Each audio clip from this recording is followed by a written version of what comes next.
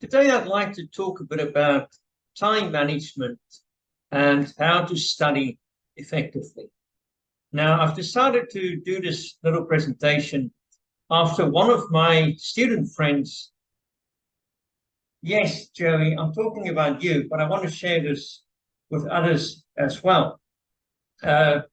She is a very hardworking student, but often studies, I think, too much and too late into the night. So if you feel like in this picture, very tired when you study, maybe this is for you, because we don't need to necessarily feel tired when we study. So we're going to look at how to study smarter, but not longer. If you want to do well, if you want to master any skill, or if you want to master a subject, you never have to study until 1 or 2 or 3 in the morning. Sleep is, of course, very important. So the first thing I would suggest is to study several subjects on the same day. Now, a lot of students plan, they think, well, today I'm going to study English. Tomorrow I'm going to study biology. The day after that, I'll study maths. It may sound logical, but research shows that it's actually more effective if you study more than one subject on the same day. Now, I can also talk from my own experience. For those of you who do not know me, I do have a PhD in second language English acquisition. I also finished a master's degree in language studies, where I graduated with a distinction, coming jointly first in my class. Now, why do I mention this? Just to show that the methods I'm showing today is ones that I used myself. When I was in school, I did not use these methods, and I didn't do quite as well in school. It was only much later when I learned more effective study methods, and I started to do much better by actually spending less time. So it doesn't mean if you want to do better, you need to spend more time studying. Well, let's get back to studying more subjects, and more than one subject on the same day. So one thing I would suggest is you start with the hardest subjects, or the ones that you like the least, and then you finish with the easiest ones, or the ones you like the most. So you get the difficult stuff out of the way first. Now, there are several reasons for this. The first one is when you start studying, you are more fresh. And then as the day goes on, you're going to be more tired. So if you start with the harder stuff, you'll be able to deal with them better. Another reason is if you leave the stuff that you like for later, then it's something to work towards, something to look forward to. And then also another reason, your brain needs some variation, not just in what you study, but also how you study. Do you ever fall asleep while studying, like you see in this picture? So if that ever happens to you, even if it doesn't, you still need to work out a realistic study plan. Very important to be realistic. And one way to do that is to try and get someone to check it for you to see, is this realistic? If you're studying primary school or high school, it may be an idea. You write out the study plan yourself, but then you ask one of your parents or your tutor, do you think this is realistic? Will it work? And then once you have a realistic study plan, you follow that. Now, for a good study plan, these are some things that you should be doing. Break up whatever you want to study into weekly and daily time slots. That's what I used to do when I did my bachelor's degree in psychology. I did exactly the same. I would break it up into weekly and daily time slots. I would write it down. Today at 9 o'clock, I want to do this. 10 o'clock, I want to do that. So you start with what you want to do for the whole week. And then you see, well, how can I do that by breaking it up into daily and then also hourly time slots. It's also very important to schedule regular breaks. Now, by a regular break, I don't mean 1 or 2 breaks a day. If you're going to study the whole day, you've got to have many breaks. So what I would do, and if you are younger, if you are watching this and you're in primary school, you may even want to shorten the time. But for me, I find that if I study 1 hour and then I take a 10-minute break, then I come back and I study about 45 minutes, and then I take a longer break, like a 20-minute break. And then I'm ready to study another full hour. And then I take another 10-minute break, study another 45 minutes, and then I'm going to take a long break. Maybe I'm going to break for lunch, or I'm going to go for a walk. I'm going to do something completely different. That's also important. Don't continue studying the whole day, even if you have little breaks in between. Now, when you take a break, I'm also talking about these short 10, 20-minute breaks. Exit your study area.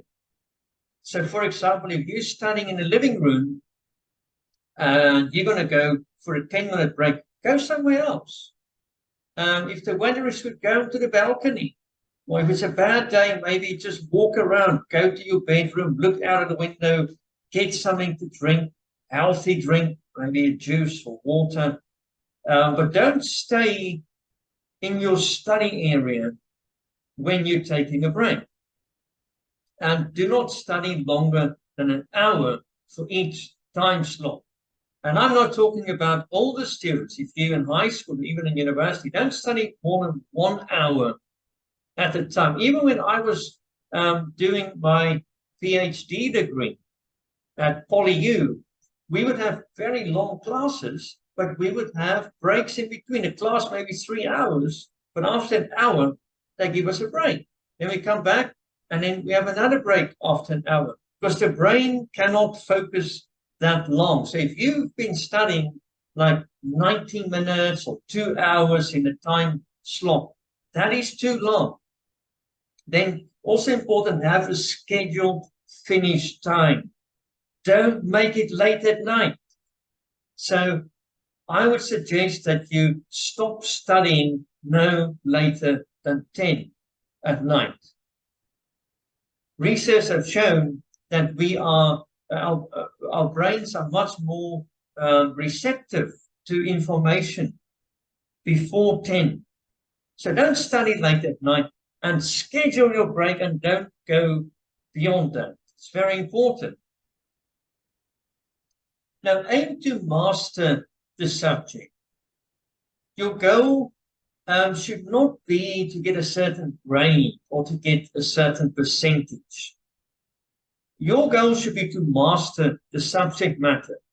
It doesn't matter what the subject matter is, whether it's chess, that's what I'm mainly teaching. But it's the same for any subject, whether it's English or biology or religious studies. It makes no difference. Your goal should be to master that. And then the good grades will come automatically. Very important here. I've written it down twice here so that you don't miss it. Strive for excellence, not perfection. I'll say it again. Strive for excellence. You want to be excellent in what you do, but do not try and be perfect. Otherwise, you're going to get very upset and frustrated because we will never achieve perfection in any subject matter. Use more than one learning method as well. A lot of students, they just have one method of learning. They sit there with a book and they keep reading from it. That is not very effective. So instead of just using your textbook, you can, for example, go to YouTube. There are some good videos, and I've done this also during my own studies, using YouTube videos to watch those, as to have a bit of variety, not just the textbook, right?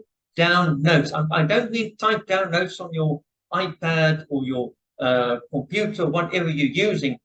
Write them down with a pen and paper. And you can also make highlights. That is much more effective than typing it out on a computer. It will also improve your writing. If you're interested in improving your English writing, writing down notes on a piece of paper is going to help your writing improve. Another thing that I find that works for me, and it works for many people, is recording yourself. For example, you can sit with your textbook and maybe read it out. And then you do a recording of it. And then the advantage of that is you can later listen to it again. So that's another. So then you can use seeing and hearing. And of course, you need to think about what you study as well. And a good way to do that is to tell others what you're learning.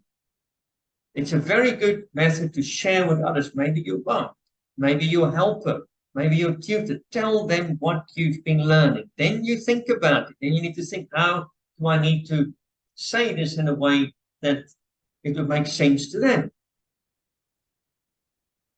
Very important, stay focused. When you're studying, focus on what you're doing. Don't multitask. Multitasking doesn't work. You've got to focus on what you're doing. For example, if you're studying, don't study with the TV on, or don't read Facebook posts or Instagram posts or whatever would distract you during your planned study session. So many students say, well, I've been studying now for, let's say, 5 hours. But if they look carefully, they actually haven't. They've been sitting there for many hours, maybe taking breaks in between. But a lot of that time they spent on reading internet posts, chatting with their friends online. And you should not do that while you are studying, unless it's a group study session. Otherwise, you focus on what you want to learn during that hour. Do not cram. A lot of students think studying means it's like a week, a few days before the exam, and now I'm going to study.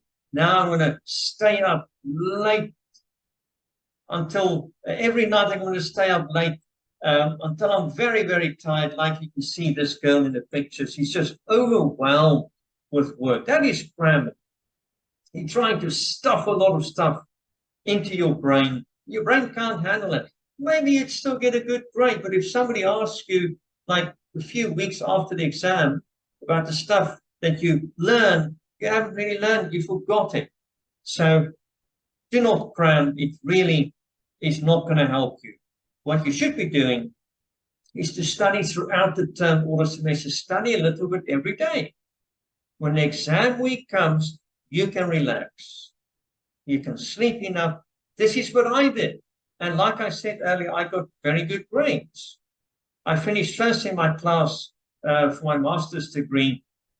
And I also got very good results for my PhD. And I never studied during exam week. That's the time I used to relax. But I studied every day during the semester. Do not do marathon, long study sessions. It may seem like a good idea. You know, I'm going to study longer, then I should learn more. It doesn't work like that. If you have a long study session, your productivity, as you can see this arrow showing, your productivity will go down. So for example, if you say, I'm going to study 5 hours, no break, what's going to happen? Maybe in the first hour, your productivity would be, let's say, 100%. When you get to the second hour, you didn't take a break, your productivity may drop to 85%. Now, when you get to the third hour, you still didn't take a break, your productivity may be down to 60%. By the time you get to the fifth hour, your productivity may be down to 40 or 30%. So you're learning far less in the in the last few hours than in the first hour. So do not plan these long study sessions, have regular breaks, and even for any particular day, don't plan to study the whole day, because you're going to get tired and your productivity will actually drop. Very important, this is the last thing I want to mention, is stay healthy. So do regular exercise. Joey, I know you do that. You do a lot of sports, so that is fantastic. We've got to stay active. We'll do whatever you like. Play badminton, play table tennis. If you like running, you do running. Spend time outdoors with friends. It's important to have friends as well, to socialize. And you can, even among each other, you can share what you've learned. And then avoid unhealthy things. I know it's very common for you guys in Hong Kong. You like McDonald's and Coke and chocolates and ice cream and KFC. Those are not good things. What you put into your body affects your mind as well. So eat healthy food, eat lots of fruit and vegetables and different types of rice and pasta, and drink healthy things. I would say you should drink a lot of water. Sometimes you can drink fresh fruit juice, you can drink soya milk, but it's very important. I'll give you an example before I finish. Djokovic is the #1 tennis player in the world, and he's also a very smart person. He looks after his body. He doesn't take any junk food. He only eats plant-based stuff. In other words, he's a vegan, and so am I. So I can tell you, if you really want to be healthy, that's one of the things you need to do. Follow a healthy diet. Of course, you need to sleep enough. And all of these things together will help you to be better students, to study more effectively, and then to achieve those goals that you want. You just aim to master the subject, and the good grades will come automatically. So all the best to all of you. I hope you're not going to overwork. Be happy like these 3 girls you see in the picture.